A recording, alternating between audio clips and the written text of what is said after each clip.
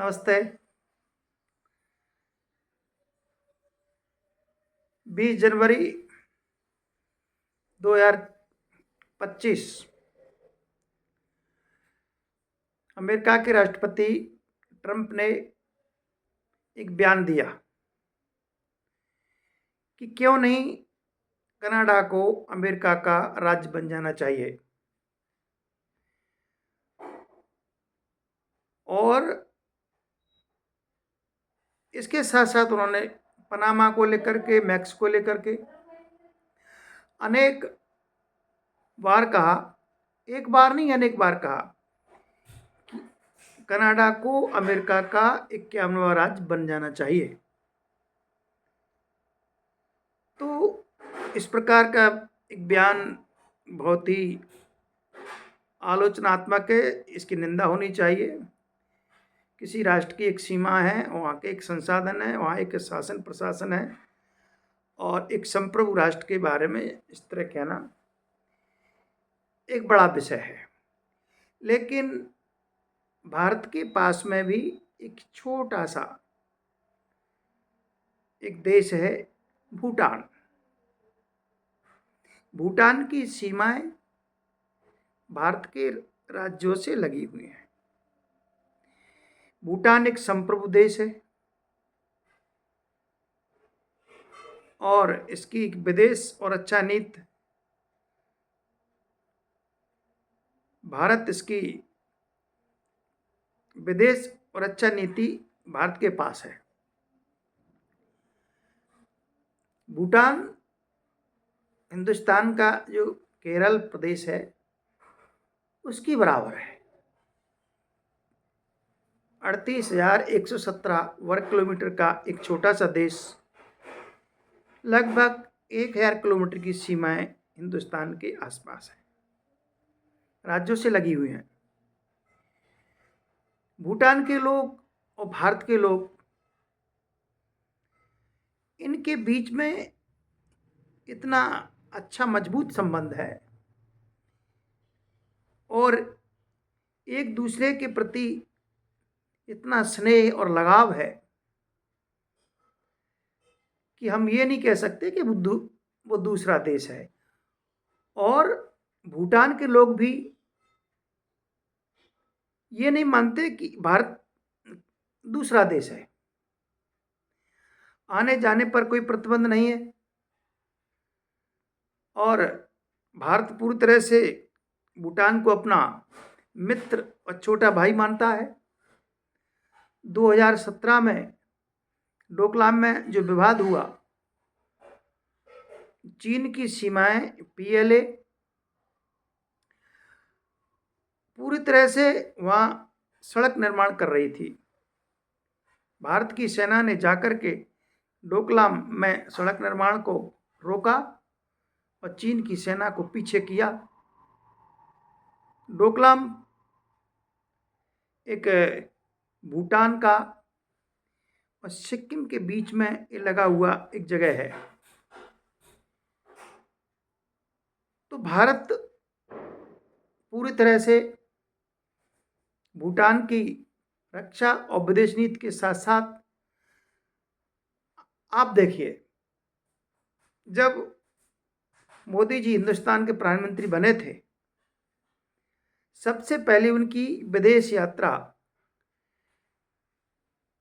भूटान में हुई।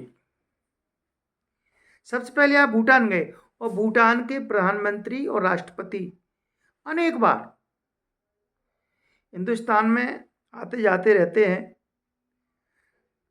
वहाँ के वांगचुंग और दासो शेरिंग प्रधानमंत्री, अभी कुंभ का जो आयोजन हुआ उसमें स्नान किया और हिंदुस्तान के प्रति उनका जो लगाव जो है, भारत के प्रति उनकी जो निष्ठा है, जो भूटान के लोगों की निष्ठा और भारत के लोगों की निष्ठा, चाहे वो वैवाहिक हो या वो रोज की आने की जाने की और वहाँ सभी प्रकार की, लेकिन ऐसा प्रतीत नहीं होता कि ये भूटान और भारत अलग अलग देश हैं। मित्रों और साथियों, ये छोटा सा, ये भले ही देश है, लेकिन प्राकृतिक दृष्टि से, संसाधन की दृष्टि से ये इतना सुंदर खूबसूरत देश है। यहाँ देखिए आप, सुंदर पर्वत पठार हैं, वन भूमि है, 70% भाग वन भूमि से घिरा हुआ है। यहाँ की प्रमुख जो आय है वो कृषि और वन है। और उस देश का शहर और वहाँ की आबादी कोई विशेष नहीं है।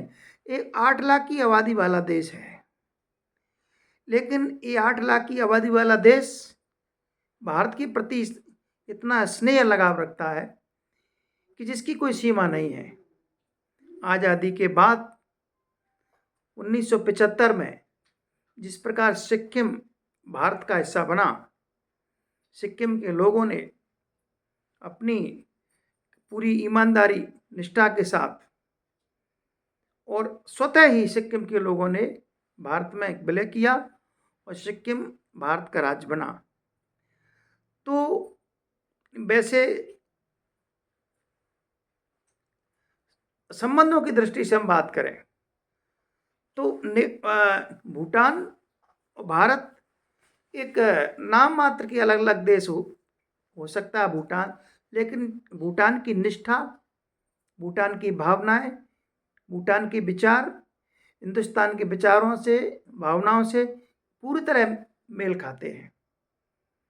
तो मुझे ऐसा लगता है कि भूटान की निकटता, भूटान का स्नेह भारत के प्रति ये दर्शाता है कि क्यों नहीं भूटान और भारत एक दूसरे में मिल जाएं और जो शासन प्रशासन की दृष्टि से अंतर्राष्ट्रीय जो सीमा है वो पूरी तरह से एक सीमा बन जाए और भूटान के लोग सहर्ष भारत के साथ और भारत के लोग सहर्ष भूटान के साथ अपने मित्रवत संबंध बनाएं और अपनी मित्रता को आगे बढ़ाएं। और मुझे लगता है कि भूटान की जो निकटता है, भूटान की जो लगातार भूटान की यात्राएं हैं, तो ऐसा लग रहा है कि जो सीमा है वो हट कर के भारत की और भूटान की एक सीमा हो सकती है और भूटान आने वाले समय में भारत का ही हिस्सा बन सकता है। और क्योंकि ऐसा देखने को सुनने को आ रहा है, किसी देश की निकटता, लगाव, स्नेह यह दर्शाता है। और भूटान एक आबादी की दृष्टि से एक छोटा देश है, क्षेत्रफल की दृष्टि से भी बहुत छोटा देश है। तो ये बड़े प्रसन्नता और हर्ष की बात है कि कि भूटान और हिंदुस्तान की सीमा एक दूसरे में सम्मिलित हो जाए। जय हिंद, जय भारत।